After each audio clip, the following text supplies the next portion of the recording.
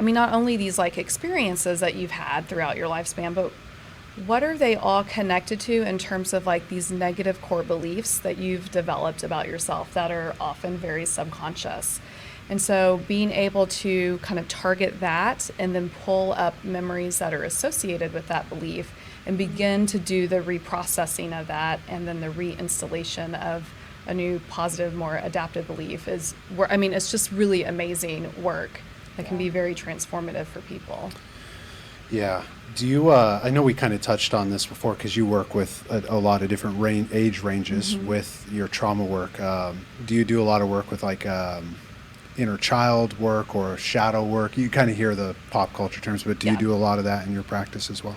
I do. I mean, I don't really necessarily frame it like that. I do actually use inner child a lot. I don't necessarily say shadow very often because people don't understand that fully, but that's okay.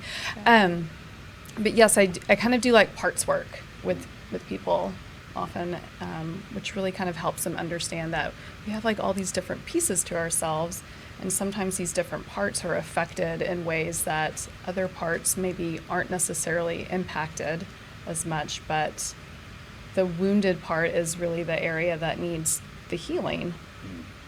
Yeah. Acute trauma. Okay, so acute trauma, I think the really cool thing about EMDR that doesn't get talked about enough is the fact that there's so many different protocols that you can use.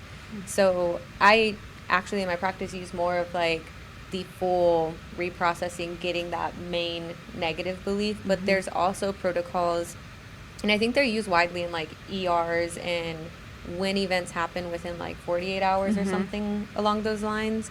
But you can desensitize and help people get back to like a functioning state if they experience something super traumatic that just has them, I wouldn't say catatonic, but just very...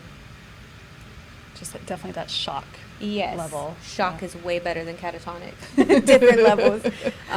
So yeah, I don't do too much of that in my practice, but I have been able to use maybe just bits and pieces of the protocol and like the bilateral stimulation to help people process things that happened somewhat recently without taking them all the way through reprocessing and changing their main belief about themselves. And I imagine, just as we have this conversation, ETT as well as EMDR uses a lot of the bilateral and eye movement and things like that. And I hope I'm not misrepresenting that.